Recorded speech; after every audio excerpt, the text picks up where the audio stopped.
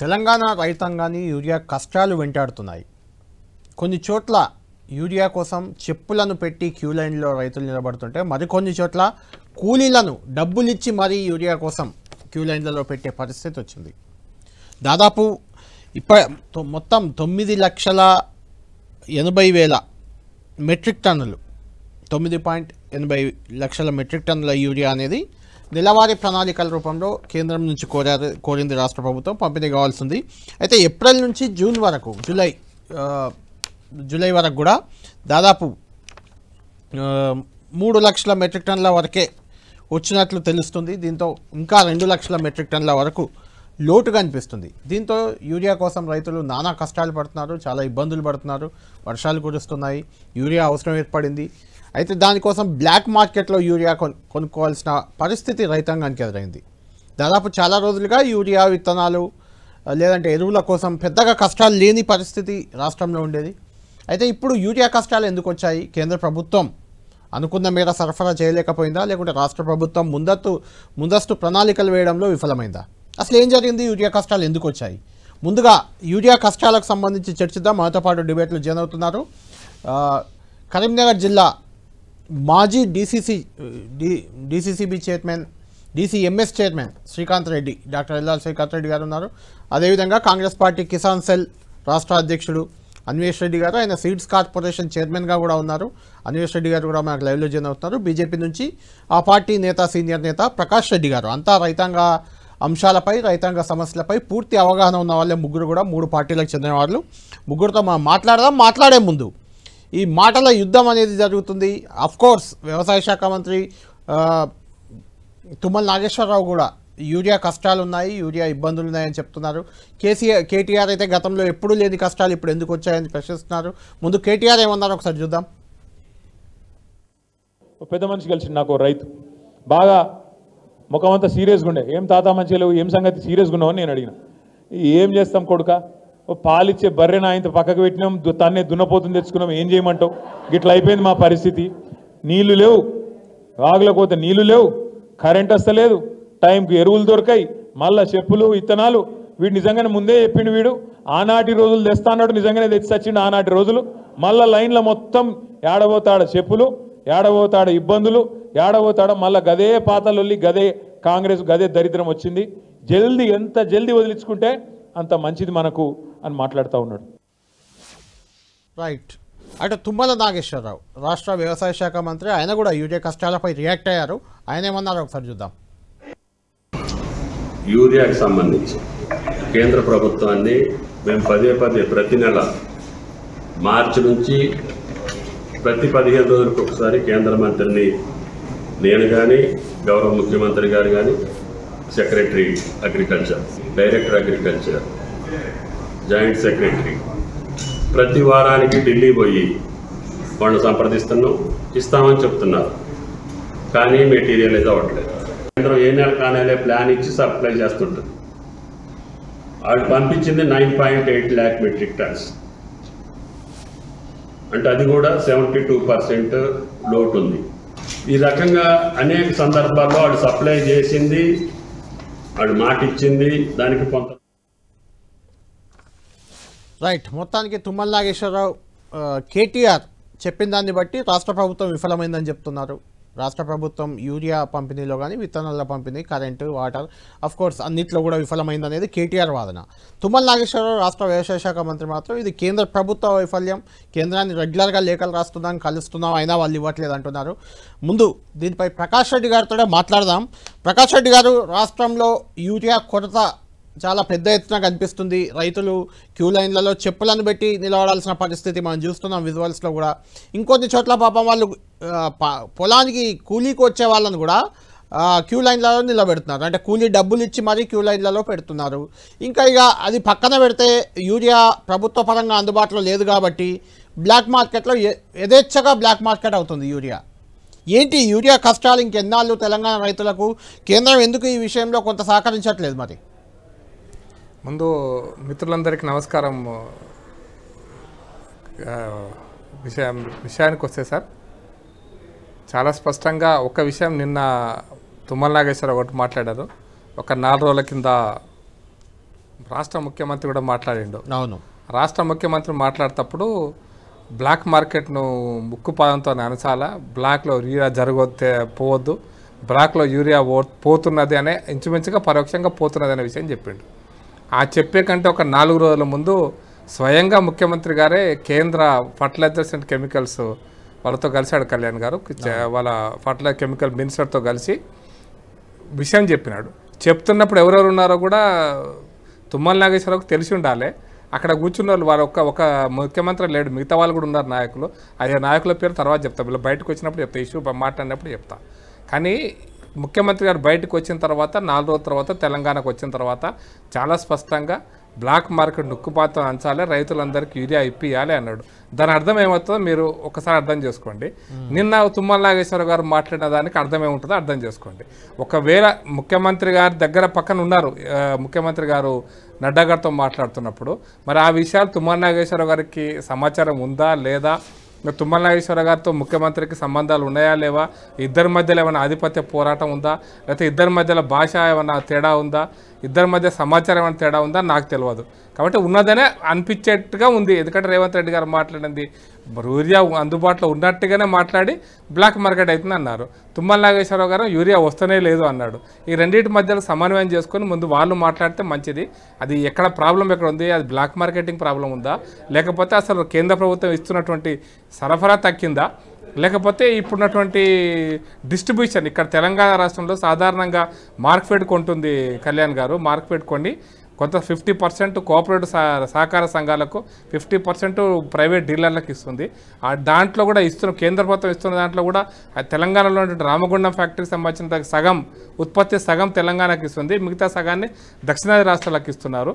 మిగతాది రిక్వైర్మెంట్ అయితే 60 లక్షల టన్నులు, 60,000 టన్నులు పోను, మిగతా 6 లక్షల టన్నులు పోను, మిగతా ఏమైనా ఉంటే బయట విదేశాల నుంచి మనకు వస్తున్నటువంటి యూరియా కోటా కూడా మనకి ఇస్తున్నారు. ఇవన్నిటిని సమన్వయం చేస్తూ ఎప్పటికప్పుడు చేస్తున్నటువంటి పరిస్థితి ఉంటే మరి తుమ్మల నాగేశ్వరరావు గారు యూరియా అందుబాటులో లేదు అని చెప్పడం అనేటువంటిది నాకు కొంచెం ఆశ్చర్యంగానే అనిపిస్తుంది. ఇది బ్లాక్ మార్కెట్ అవుతుందా ఏమవుతుంది అనేటువంటి విషయంలో స్పష్టత ఇవ్వాల్సిన అవసరం ఉంది. వాళ్ళిద్దరి మధ్య ముఖ్యమంత్రికి మంత్రికి సమన్వయం లేదనేది కొట్టొచ్చినట్టు కనిపిస్తుంది అనేది నా అభిప్రాయం అండి. నెంబర్ 1. నెంబర్ 2, వారు తుమ్మల నాగేశ్వరరావు గారు మాట్లాడింది ఇప్పుడు మీరు బయట చూపించారు. పోయిన మార్చ్ ఎండింగ్ అంటే ఏప్రిల్ 1st వీక్లో తెలంగాణ రాష్ట్రంలో 2.5 లక్షల టన్నుల బఫర్ స్టాక్ అందుబాటులో ఉండింది కళ్యాణ్ గారు. అయితే ఆ బఫర్ స్టాక్ ఎందుకు ఉంచుకుంటామంటే ఏదన్నా ఎమర్జెన్సీ వచ్చి ఆ అవసరాన్ని పడితే ఆ బఫర్ స్టాక్ను ప్రభుత్వం ఉపయోగించుకోవాలి. ఆ తర్వాత ఒక 50,000 టన్నుల యూరియాను కూడా సరఫరా అయింది, అది అడిగిన దానికంటే ఎక్కువ. ఇవన్నీ లెక్కలు చూసినప్పుడు తెలంగాణలో నాకున్న సమాచారం మేరకు 12.5 లక్షల టన్నుల యూరియా అవసరం పడుతుంది తెలంగాణలో. ఎందుకంటే ఎకరానికి ఎన్ని బ్యాగులు వేస్తారు, సాగైన భూమి అని లెక్కలు వేసుకుంటే 12.5 లక్షల టన్నులు ఒక సంవత్సర కాలంలో వస్తున్నాయా లేదా అది లెక్క చూసుకోండి. ఇంకోటి తెలంగాణలో 10 సంవత్సరాలలో గత ప్రభుత్వం ఇచ్చినటువంటి సమాచారం మేరకే, టీఆర్ఎస్ ప్రభుత్వం ఇచ్చిన సమాచారం మేరకే ఒక హెక్టార్కు 2.8 క్వింటాల యూరియాను వాడేది 1.9 క్వింటాలకు తగ్గిపోయింది. భూసార పరిరక్షణలో మేము పెరిగినామని చెప్పి వాళ్ళే రిపోర్ట్ ఇచ్చారు. మరి నాకు రిపోర్ట్ కాదు, కేంద్రంలో టీఆర్ఎస్ పార్టీ కేంద్రానికి పంపించిన రిపోర్ట్ ఇది. కాబట్టి యూరియా ప్రతి ఎకరం వాడకం తగ్గిందని స్పష్టంగా చెప్పిన తర్వాత ఎందుకు కొరత వస్తుందనేది తెలంగాణ ప్రభుత్వం స్పష్టం చేయాలనేది నా అభిప్రాయం. అడుగుదాం. అన్వేష్ రెడ్డి గారు మీ దగ్గరికి వచ్చే ముందు బీఆర్ఎస్ వెర్షన్ కూడా తీసుకొని మీ దగ్గరికి వస్తాను, మీరు ఇద్దరికి కలిపి క్లారిటీ ఇవ్వండి. శ్రీకాంత్ రెడ్డి గారు, గతంలో 10 ఏళ్ళు మీ ప్రభుత్వం బీఆర్ఎస్ ప్రభుత్వం ఉంది, మీరు కూడా డీసీఎంఎస్ చైర్మన్గా ఈ యూరియాకు సంబంధించిన పూర్తి అవగాహన మీకుంది. ఎందుకు ఈసారి యూరియా కష్టాలు ఎందుకు వచ్చాయంటే ఏం చెప్తారు మీరు? మిత్రులకు నమస్కారం. ముఖ్యంగా గత 10 సంవత్సరాల నుంచి రైతుకు యూరియానే కాదు అసలు ఏ ఇబ్బంది కూడా లేకుండే. తాగునీరు విషయంలో కానివ్వండి, కరెంటు విషయంలో కానివ్వండి, విత్తనాల విషయంలో కానివ్వండి, ఒకటి అంటే రైతులకు ఆ 10 సంవత్సరాలు ఒక గోల్డెన్ పీరియడ్. ఆ రకంగా ఉన్నటువంటి పరిస్థితుల నుంచి ఇవాళ ప్రభుత్వం మారిన తర్వాత అసలు ఎందుకు ఈ విధంగా అవుతుందో కూడా మాకైతే అర్థమవుతలేదు. ఎందుకంటే సేమ్ అదే ఆఫీసర్లు, తర్వాత అదే వ్యవస్థ, అదే కేంద్ర ప్రభుత్వం మారిందల్లా ఓన్లీ రాష్ట్రంలో ప్రభుత్వం మారింది. బీఆర్ఎస్ ప్రభుత్వం పోయి కాంగ్రెస్ ప్రభుత్వం వచ్చింది. రాగానే ఇన్ని కష్టాలు రైతులకు సడన్గా రావడం కొంత ఆశ్చర్యం వేస్తుంది. అయితే ఇంకోటండి, ఇందులో నేను యూరియా గురించి స్ట్రైట్గా ఒకటి అడుగుతాను. ఇంతకుముందు ప్రకాష్ అన్న చెప్పినట్టు వాస్తవంగా బఫర్ స్టాక్ అనేది గతంలో ఏముంటుండే అంటే ముఖ్యమంత్రిగా కేసీఆర్ గారు ఉన్నప్పుడు అసలు ఎన్ని ఎకరాలు సాగవుతున్నాయి, తర్వాత ఎంత యూరియా అవసరం ఉంటుంది, వరికైతే ఎంత అవసరం ఉంటుంది, మక్కలేస్తే ఎంత అవసరం ఉంటుంది, అంతర పంటలకైతే ఎంత అవసరం ఉంటుంది, ఓవరాల్గా మనకు అనుకున్నట్టు ఆ ప్రణాళిక అనేది ఒక సిద్ధం చేస్తుండే. అంటే అప్పుడున్నటువంటి ప్రభుత్వానికి ఏంటంటే టాప్ ప్రియారిటీ వ్యవసాయం కాబట్టి ఏ రకంగా ఏం చేయాలి మనం అసలు అనేది వాళ్ళు చూసుకుందా ఉందరు. అయితే ఇందులో నాకు అనిపించేది ఏంటంటే ఇప్పుడు ఈ బఫర్ స్టాక్ వాస్తవంగా మార్క్ఫెడ్ మనకు నోడల్ ఏజెన్సీ మనకు ఆ నోడల్ ఏజెన్సీకి కనీసం ఇప్పుడు కార్యవర్గం లేదండి. ఎంత విచిత్రం అంటే ఈ ప్రభుత్వంలో మార్క్ఫెడ్ చైర్మన్ తర్వాత పాలకవర్గం సమయమైపోయి సుమారు 6 మాసాలు కావస్తుంది. కనీసం పట్టింపు లేదు కాంగ్రెస్ ప్రభుత్వానికి. ఏదైతే ఎరువులు సప్లై చేసేటువంటి మార్క్ఫెడ్ విభాగానికి ఈ రోజు వరకు కూడా కార్యవర్గం లేదు. అసలు ఎవరు ప్రణాళికలు తయారు చేస్తున్నారో అర్థం కావట్లేదు. ఇంకొకటండి, ఇప్పుడు మనకు ఇచ్చే దాంట్లో కూడా మార్క్ఫెడ్ నుంచి సప్లై అయ్యే దాంట్లో 60% ఏమో నేరుగా సొసైటీలకు ఇస్తారు, 40% ప్రైవేట్ ఏజెన్సీలకు ఇస్తారు. అదే ఇవ్వనండి, ప్రైవేట్ ఏజెన్సీలకు ఇచ్చినా కానీ మనకు పెద్ద ఇబ్బంది ఏం లేదు. కానీ ఈ 60% ఇవ్వడానికి కూడా ఇప్పుడు ప్రభుత్వం అనేక రకాలైనటువంటి కొర్రీలు ఇప్పుడు పెడతా ఉంది. అగ్రికల్చర్ ఆఫీసర్లు వచ్చి ఇండెంట్ ఇవ్వాలి. ఏ విధంగా ఇవ్వండి అంటే ఈ పలానా జిల్లాలో పలానా మండలంలో పలానా PACSలో ఇక్కడ ఎరువులు అవసరం ఉన్నాయి, ఇంతే అవసరం ఉన్నాయి. ఇప్పుడు మా దగ్గర ఉన్నటువంటి PACS చైర్మన్ తర్వాత ఇక్కడ ఉన్నటువంటి ఆ సెక్రటరీ వాళ్ళు ఏం చేస్తారంటే మాకు ఇంత ఎరువులు కావాలని చెప్పి 10 లక్షలు 15 లక్షలు మార్కెట్ కడితే ఎరువులు వచ్చేటువంటి సిస్టమ్. ఆ సిస్టాన్ని ఏమైందంటే ఇప్పుడు అగ్రికల్చర్ ఆఫీసర్ మొదలు తను ఇవ్వాలి. అంటే ఇక్కడ ఈ PACSకు గింతే అవసరం, ఎక్కువ అవసరం లేదు అంటే వాళ్ళు ఇవ్వడం బంద్ చేస్తారు. సేమ్ ప్రైవేట్ షాప్ ఉన్నది, ఆ ప్రైవేట్ షాప్ లో వీళ్ళకి అవసరం గింత అవసరం ఉంది అనగానే టక్కని ఇచ్చేస్తారు. అంటే ఇక్కడ ఈ ప్రభుత్వము అంటే అన్నిట్లలో బ్లాక్ దందా అనేది మళ్ళీ తెలంగాణలో ప్రారంభమై ఇది పీక్ స్థాయిలో చేరింది. ఇవాళ ఇంకోటండి, రైతులు ఎంత భయపడుతున్నారంటే వాస్తవంగా నాట్లు ఇప్పుడు అవుతున్నాయి, ఇప్పుడు అసలు అవసరమే లేదు. ఇప్పుడు ఉన్నటువంటి పరిస్థితులు రైతులు ఆందోళన చెందాల్సిన పని కూడా లేదు, అయినా భయపడుతున్నారు భవిష్యత్తులో. అంటే ఏమవుతుందంటే మా దగ్గర వాస్తవంగా అడుగు మందుకు యూరియా తక్కువ వాడతారు, కొంత ఏదైనా 2020 ఏదైనా వాడతారు. నాటేసిన తర్వాత ఒక్కసారి యూరియా వేస్తారు, తర్వాత పుట్ట మందుకు మళ్ళీ ఖచ్చితంగా యూరియా వాడతారు. కానీ ఇప్పుడు ఏమైతుందంటే ఒక రైతు దొరుకుతాయో లేవో అని చెప్పి ఎన్నుండి 5 కావాలి 6 కావాలి 10 కావాలన్నటువంటి పరిస్థితులలో ఈ ప్రభుత్వం మీద నమ్మకం లేదు. బేసిక్ గా రైతులకు నమ్మకం లేక ఏంటంటే మళ్ళీ దొరుకుతాయో లేవో, యూరియా లేకపోతే ఇప్పుడు ప్రాబ్లం ఎక్కడైతుందంటే యూరియా గిట్ట మనం ఇవ్వకపోతే అసలు మీకు గ్రీనిషే రాదు, ఆ స్థాయిలోకి వచ్చేసింది ఇప్పుడు. కాబట్టి యూరియా అనేది చాలా కీలకమైంది. ఇవాళ ఈ ప్రభుత్వ దీంట్లో అసంబంధమైన నిర్ణయాలండి. ఇవాళ నీకు మార్కెట్ చైర్మన్ ఉన్నా పాలక వర్గం ఉన్నా కానీ మళ్ళీ వస్తాను మీ దగ్గరికి. అన్వేష్ రెడ్డి గారు, మీరు ఇద్దరికి సమాధానం ఇవ్వాలి. ఒకటి, ప్రణాళిక లేకపోవడం వల్ల ఈ పరిస్థితి వచ్చింది అనేది ఒక పాయింట్. రెండోది, బ్లాక్ దందాను ఆపలేకపోతుంది సర్కార్ అనేది రెండో పాయింట్. దీనికి దీనికి మొత్తానికి నోడల్ ఏజెన్సీగా ఉన్న మార్క్ఫెడ్కి అసలు పాలక వర్గమే లేదు, రైతాంగాన్ని పట్టించుకునే దిక్కు లేదు అనేది బీఆర్ఎస్ ఆరోపణ. ఏం చెప్తారు? కళ్యాణ్ గారు, మిత్రులకు డిబేట్లో పాల్గొంటున్న మిత్రులకు నమస్కారం.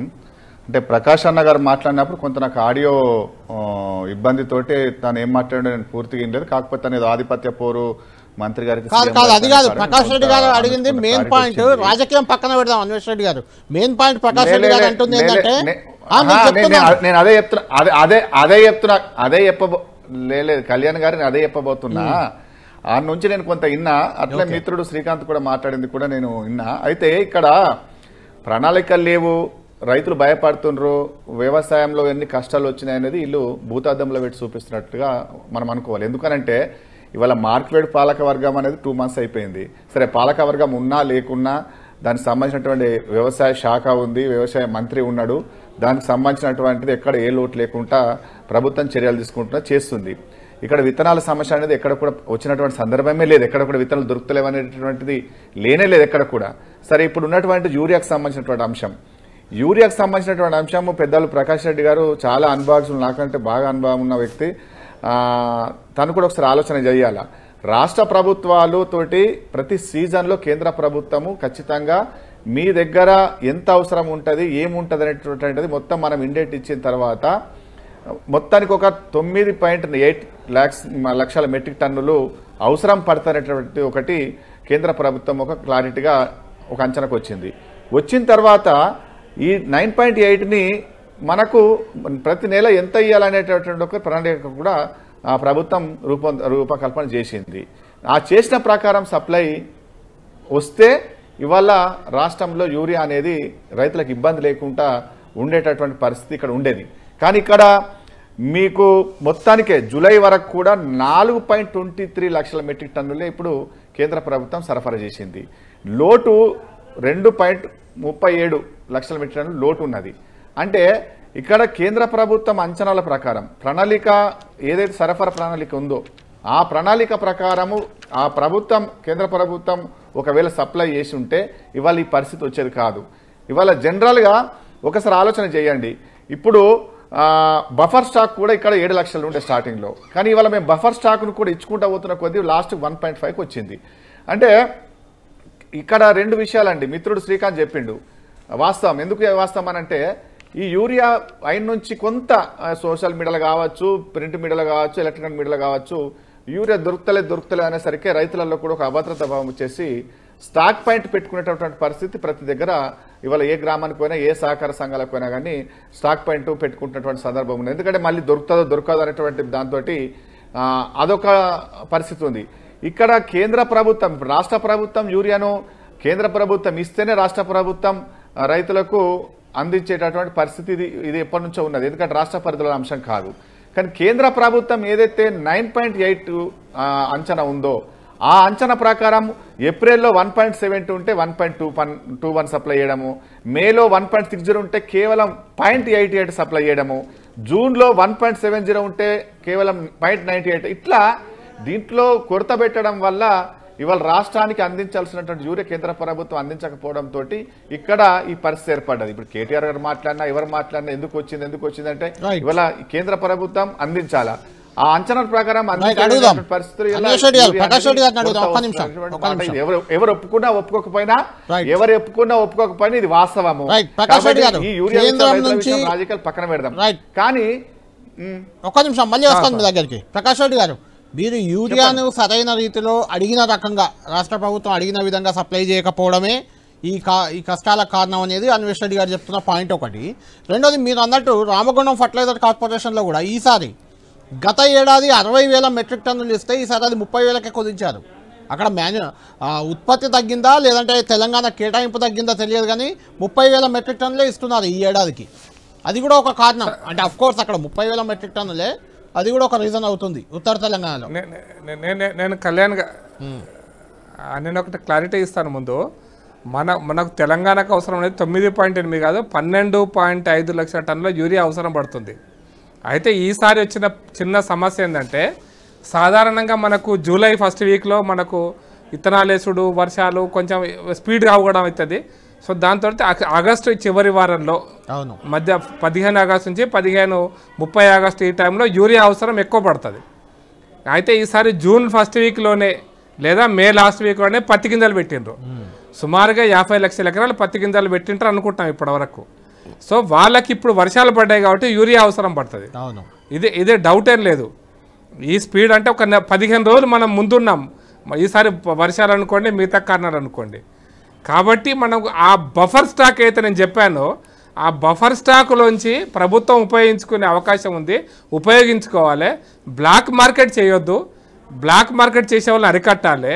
అదేవిధంగా రైతులకు భరోసా ఇవ్వాలి. ఏంటంటే మీకు యూరియా తప్పకుండా అందుబాటులో ఉంటుంది, పూర్తి స్థాయిలో అందుబాటులో ఉంటుంది. కాబట్టి మీకు ఎప్పుడో ఆగస్టులో పచ్చగలుపు తీసినాక వేసే యూరియాను ఇప్పుడే వరిసేని దుక్కుల నార్మల్ అప్పుడే కొనిపెట్టుకుంటున్నారు, నార్మల్ అప్పుడే కొనిపెట్టుకున్నారంటే రైతులలో అభద్రతా భావం ఉంది. అదొక సమస్య అవుతుంది. ఇంకోటి, వ్యాపారస్తులు బ్లాక్ మార్కెటింగ్ కోసం అని స్టాకును దాచిపెట్టేసి పూర్తి స్థాయిలో లేదు అందుబాటులో రాదు అంటే ఎక్కువ అమ్మడానికి కోషిష్ చేస్తారు. మీకు ఒక లాజిక్ చెప్తాను. నేను అర్ణమ్మ గారు మహబూబ్నగర్లో ఒక మాట చెప్పినారు. మనం తెలంగాణలో 266 రూపాయలకు యూరియా బస్తా ఇవ్వాలి, కానీ మార్క్ఫెడ్ దగ్గర డబ్బులు లేవని, మార్క్ఫెడ్ దగ్గర దివాలా తీసిందని, ట్రాన్స్పోర్టేషన్ ఛార్జెస్ కూడా మేము ఇవ్వలేము, హమాలి మేము ఇవ్వలేము, అన్నీ మీ మీద వేస్తామని చెప్పి రైతుల మీద వేసి 320, 330 కలెక్ట్ చేస్తారు ఇప్పుడు. అంటే వాస్తవాన్ని కలెక్ట్ చేసేదానికంటే ఎక్కువ 70 రూపాయలు ఎక్కువ కలెక్ట్ చేస్తున్నారు. 70, 80, 100 కూడా. అయితే ఈ పరిస్థితి రాకుండా ఉండాలంటే ప్రభుత్వమే వ్యవసాయ వ్యవస్థలోనే పూర్తిగా రైతులను కన్విన్స్ చేయడం, భరోసా ఇవ్వడం, అదే సందర్భంగా అంటే డిస్ట్రిబ్యూషన్ సిస్టమ్ కూడా, పంపిణీ వ్యవస్థను కూడా పూర్తి స్థాయిలో స్క్రూటినీ చేసుకుంటా వాళ్ళు పంపిణీ చేయగలిగితే అంత అందుబాటులో ఉంటుందండి. అంత దీనికి రాష్ట్ర ప్రభుత్వం చేయలేని పని కాదు ఇది, కానీ చెయ్యగలిగి కూడా చేస్తలేదు మా ఆరోపణ. రైట్. అనిల్ రెడ్డి గారు, ఇది రాష్ట్ర ప్రభుత్వమే బ్లాక్ మార్కెట్ చేసినట్లు కనిపిస్తుంది. ప్రకాష్ రెడ్డి గారు చెప్తున్న ప్రకారం 60-70 రూపాయలు ఎక్కువ తీసుకుంటున్నారు రైతు వద్ద, ట్రాన్స్పోర్టేషన్ ఛార్జీలు కూడా మిగిలిస్తున్నారు రైతు పైన అనేది. కళ్యాణ్ గారు ఇవాళ వాస్తవాలను గ్రహించి మాట్లాడితే బాగుంటుంది. నేను యూరియా వాడతా, నేను నిన్ననే బస్తాలు తీసుకున్నా. 266 రూపాయల కంటే చారణ కూడా ఎక్కడ కూడా తీసుకునే పరిస్థితి లేదు. అట్లా ఆయన దృష్టికి ఏదైనా వస్తే, ఎక్కడ తీసుకుంటే దృష్టికి వస్తే చెప్పానండి, అది ఖచ్చితంగా మేము కంట్రోల్ చేస్తాము. అది ఖచ్చితంగా ఎవరైతే దానికి పాల్పడ్డాడో పనిష్మెంట్ చేస్తాం, దాంట్లో నో డౌట్. కానీ వాళ్ళ యూరియా అనేది ఒక్కొక్క ప్రాంతంలో ఒక్కొక్క రకమైన పంట ముందస్తు వెనుక ఇట్లా వేస్తూ ఉంటారు. ఇవాళ దానికి సంబంధించి ఇప్పుడు నిజామాబాద్ జిల్లా ఉందనుకోండి, మొక్కజొన్న, వరి వేసేసారు. వరికి ఆల్రెడీ యూరియా చల్లాలి, మొక్కజొన్నకి ఇప్పుడు 2 సార్లు యూరియా వేసేటటువంటి పరిస్థితి. పత్తి ఉంది. అంటే ఒక్కొక్క జిల్లాలో ఒక్కొక్కసారి ఈ మొత్తం రాష్ట్రం అంతా ఒకటే సమయంలో కాకుండా కొంత వేరు రోజులు వ్యత్యాసంగా వస్తున్నటువంటి పరిస్థితి. ఇక్కడికి వచ్చేది ఏంటంటే రాష్ట్ర ప్రభుత్వం బఫర్ స్టాక్ ను వాడతలేదు. బఫర్ స్టాక్ 7 లక్షలు ఉన్న బఫర్ స్టాక్ ను ఇవాళ 1.5కు తగ్గింది. అంటే బఫర్ స్టాక్ ను కూడా రైతులకు ఇచ్చినాము. ఇక్కడ యూరియా ఒకటే నేను అనేది ఏంటంటే, మీరు కేంద్ర ప్రభుత్వం నుంచి మీ సరఫరా ప్రణాళిక మీరిచ్చిన ప్రకారమే మీరు ఎందుకు సరఫరా చేయట్లే అనేది ఇక్కడ ప్రశ్న. మీరు సరిగా సరఫరా చేసి ఉంటే గనక ఇవాళ ఇక్కడ బఫర్ స్టాక్ ను తీయాల్సిన అవసరం లేదు, రైతులు ఇంత ఇబ్బంది పడాల్సిన అవసరం లేదు. దానికి తోడు ఈ మధ్య వీళ్ళు కామెంట్ చేసేసరికి యూరియా రాష్ట్ర ప్రభుత్వం ఫెయిల్ అయింది అనేసరికి రైతులు దొరకదేమనేటువంటి ఒక ఆలోచనతోటి స్టాక్ పాయింట్ గా పెట్టుకోవడంతో ఇబ్బందులు వస్తున్నాయి తప్పితే. కానీ ఇక్కడ యూరియా బఫర్ స్టాక్ ఉన్నది, ఇక్కడ వచ్చింది సఫిషియెంట్ గా ఇచ్చినాం. ఆగస్టులోకి సరిపడేటువంటి కూడా మీరు ఏదైతే సరఫరా ఉందో ఆ సరఫరాను ప్రణాళిక ప్రకారం మీరు ఎందుకు తగ్గిస్తున్నారు, దాన్ని పూర్తి స్థాయిలో ఎందుకు ఇవ్వట్లేదు అన్నది ఇక్కడ ప్రశ్న. వాళ్ళు కనుక సరిగా సరఫరా చేస్తే ఇవాళ ఈ పరిస్థితి వచ్చేది కదా. మరి కేంద్ర ప్రభుత్వం వాంటెడ్ యూరియాను ప్రణాళిక సరఫరా ప్రకారం తగ్గించి ఇస్తుంది అంటే దీని వెనుక ఉన్నటువంటి దురుద్దేశం ప్రభుత్వం తరపునటువంటి పెద్ద మనుషులు చెప్పాలి. శ్రీకాంత్ గారు, ఈ బఫర్ స్టాక్ విషయంలో కొంత బఫర్ స్టాక్ పెట్టడం వల్ల ఏమన్నా ప్రభుత్వంపై భారం పడుతుంది పెట్టలేదా అని ఒక విమర్శలు అయితే వచ్చాయి. కానీ బఫర్ స్టాక్ సఫిషియెంట్ గా ఉందని అన్వేష్ రెడ్డి గారు చెప్తున్నారు, దాన్ని వాడుతున్నామని కూడా చెప్తున్నారు. ఏంటి యూరియా కొరత లేకుండా చూడడానికి గత 10 ఏళ్లుగా పెద్దగా ఎప్పుడు ఇంత యూరియా కొరత రాలేదు, ఇప్పుడు ఎందుకు వచ్చింది? దీనికి సొల్యూషన్ ఏంటంటే మీరేం చెప్తారు? గతంలో 5 ఏళ్ళు డిసిఎంఎస్ చైర్మన్ గా ఉన్నారు కాబట్టి కోవిడ్ సమయంలో కూడా అంత స్తంభించిన సమయంలో కూడా యూరియా వచ్చింది. ఇప్పుడు ప్రభుత్వం దగ్గర సరైన ఇప్పుడు మీకు ఇబ్బంది ఏమైతుందంటే ప్రభుత్వం దగ్గర సరైన ప్రణాళిక అనేది లేదు. ఎందుకు లేదు అంటున్నా అంటే, మేలో వర్షాలు పడ్డాయండి. ఈసారి మొత్తం మే ఫస్ట్ వీక్ లో స్టార్ట్ అయిన వర్షం కంటిన్యూస్ వర్షాలు పడుతున్నాయి. సరే, మధ్యలో కొంత జూన్ మొదటి వారంలో కొంత ఇబ్బంది అయింది, కానీ ఇవాళ రైతులకు ఒక రకమైనటువంటి అనుకూలమైనటువంటి అవకాశం అక్కడ కనిపిస్తా ఉంది. ఎవరైతే బావులు ఉన్నాయో, తర్వాత ఎవరైతే లోకల్ క్యాచ్మెంట్, లోకల్ గా నీళ్ళు అందుబాటులో, ప్రాజెక్టుల కింద కాకుండా లోకల్ గా నీళ్ళు అందుబాటులో ఉన్నటువంటి వాళ్ళందరూ కూడా చేస్తున్నారండి. ఇప్పుడు ఆ ప్రభుత్వానికి ఈ ప్రభుత్వానికి ఒక తేడా చెప్తానండి నేను. ఇదే మార్క్ఫెడ్ విషయంలో ఇవాళ వీళ్ళకి సరైనటువంటి ప్రణాళిక లేదు. బఫర్ స్టాక్ కూడా ఎప్పుడు కూడా నాకు తెలిసి అయితే 5-6 లక్షల మెట్రిక్ టన్నులు తెలంగాణ గవర్నమెంట్ ఉంచుకుంటుండే దగ్గర. ఎందుకు అంటే రేపు ఏ సందర్భమైనా కానీ మనకి ఇబ్బంది కావద్దని. అయితే ఇప్పుడు ఈ కాంగ్రెస్ ప్రభుత్వం ఆలోచన ఏంటంటే, ఇప్పుడు జనరల్ గా బఫర్ స్టాక్ అంటే కళ్యాణ్ గారు ఇందులో ఏమవుతుందంటే, ముందు రేక్స్ వస్తాయి ఢిల్లీ నుండి, తర్వాత వివిధ ప్లేస్ నుంచి రేక్స్ వస్తాయి. ఆ రేక్స్ నుంచి మళ్ళీ మనం గోదాములలో పెట్టుకోవాలి, గోదాములకు వెళ్ళి మళ్ళీ అవసరం ఉన్న దగ్గర పెట్టుకోవాలి. దీనికి కొంత ట్రాన్స్పోర్ట్ ఖర్చు అవుతా ఉంటుంది. దీనికి కొంత ఇబ్బంది పడి అక్కడ ఉన్నటువంటి ప్రిన్సిపల్ సెక్రటరీ గారు, లేకపోతే ఏదో కొంత మన ఆదా చేద్దామనో, లేకపోతే ఏదో అతి ఉత్సాహం కొద్ది చేసేటువంటి పనులతోటి ఈ ప్రాబ్లం వస్తుందండి. తర్వాత నాకు తెలిసి బ్లాక్ మార్కెట్ కు ప్రధానమైనటువంటి కారణం ఏంటంటే, ఇవాళ మీరు ఏవైతే సొసైటీలకు ఇవ్వకుండా ఏదైతే వీళ్ళకి ఇస్తున్నారో, ఏది అగ్రికల్చర్ ఆఫీసర్ ఇండెంట్ ఇవ్వాలి అన్నప్పుడు నేచురల్ గా అగ్రికల్చర్ ఆఫీసర్ అక్కడ ఎవరైనా కరప్టెడ్ ఆఫీసర్ ఉంటే 2000-3000 ఒక లారీకి తీసుకొని రాస్తా ఉండు ప్రైవేట్ వాళ్ళకు. ఇవాళ కాంగ్రెస్ గవర్నమెంట్ వచ్చినాక ఏమైందంటే, బ్లాక్ మార్కెట్ దందాలకు అందరికి కూడా మంచిగా చాలా హ్యాపీగా అయిపోయారు వాళ్ళంతా కూడా. ఇవాళ పరిస్థితి ఏంటంటే, మీరు ఇప్పటికి కూడా చెప్తాను నేను, మీ దగ్గర ఉన్నటువంటి 150,000 మెట్రిక్ టన్నులు ఏవైతే బఫర్ స్టాక్ ఉన్నారో, ఎక్కడైతే షార్టేజ్ ఉందో అక్కడికి పంపేటువంటి ఏర్పాటు చేసి ప్రణాళిక చేస్తే ఇబ్బంది ఉండదు. కానీ మీ వాళ్ళు ఏం చేస్తారు, మా అధికారులు తర్వాత మీ నాయకులందరూ కూడా కుమ్ముక్కై ఇవాళ ఎక్కడైతే ప్రైవేట్ షాపులు ఎవడైతే 600కు 500కు అమ్ముతున్నాడో ఇవాళ ఆ పరిస్థితి వచ్చింది. గతంలో చూసినామండి 270 రూపాయలు చెప్తానండి. కళ్యాణ్ గారు రాజకీయం లేదన్నా, ఎక్కడ బ్లాక్ మార్కెట్ ఉంది, ఎక్కడ కుమ్మక్కైండ్రో నువ్వు రుజువు చేయండి. గాలికి అగ్రికల్చర్ ఆఫీసర్ ఇండెంట్ ఇవ్వాల్సిన అవసరం చెప్పండి. రైతులు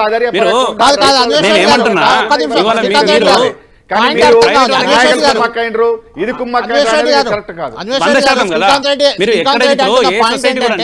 ఒక్క నిమిషం. అయితే పాయింట్ ఏంటంటే ఇంతకు ముందు సహకార సంఘాలు ఏవైతే ఉన్నాయో ప్రజలు ఎందుకున్నాయి, రైతులు ఎందుకున్నాయి, ఆ సంఘాలు ఇచ్చే వాళ్ళు ఎంత అవసరం అనేది ఇప్పుడు అధికారులకు ఆ అధికారం ఇచ్చేవరకే ఈ పరిస్థితి వచ్చింది అనేది ఆయన చెప్తున్న పాయింట్. నేను ఒక్క నిమిషం అండి, ఒక్కసారి నేను కంప్లీట్ చేస్తాను. ఇప్పుడు ఇక్కడ ఒక్క నిమిషం నాకు సమానం చెప్పండి. ఇండెట్ వల్ల ఆ రకంగా సప్లై అవుతుంది, దాంట్లో ఎక్కడ కూడా లేదు. ఇది ప్రభుత్వం మారింది కానీ విధానాలు అవే ఉన్నాయి. ఎందుకంటే సహకార సంఘాలు గతంలో ఎట్లా ఇండెట్ పెట్టదో, గతంలో ఏ రకంగా సప్లై చేసేదో ఆ రకంగా సప్లై చేస్తారు. నేను అడిగేది ఏంటంటే మీరు కుమ్మక్కైండ్రు బ్లాక్ మార్కెట్ అమ్ముతున్నారంటే మీరు ఎక్కడైనా బ్లాక్ మార్కెట్ అమ్మిందని రుజువు చేయండి. కానీ ఈ రకంగా గాలికి మాట్లాడదంటున్నాను నేను.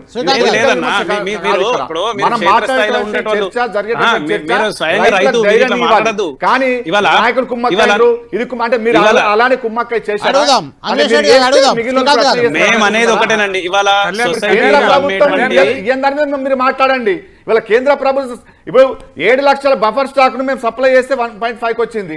కానీ మీరు ఏప్రిల్లో ఇవ్వాల్సింది, మేలో ఇవ్వాల్సింది కేంద్ర ప్రభుత్వం ఎందుకు ఇస్తలేదు, ఎందుకు తగ్గించింది అనే వైపు చర్చ జరగాలి. కానీ మీరు ఇక్కడ కుమ్మక్కైండ్రు, ఇక్కడ కుమ్మక్కైండ్రు చెప్పండి, మీరు ఎవరు కుమ్మక్కైండ్రు చెప్పండి.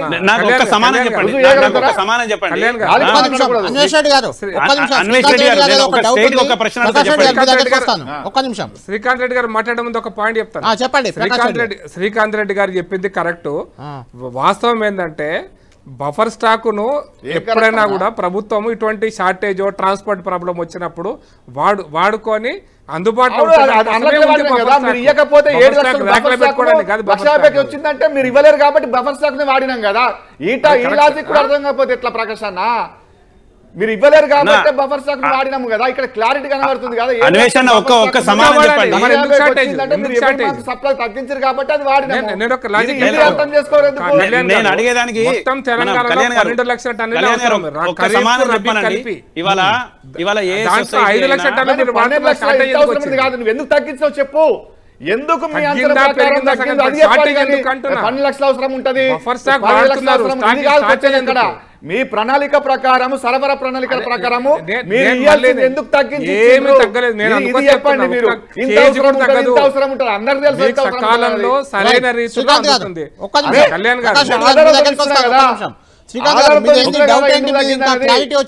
గారు చెప్తున్నావు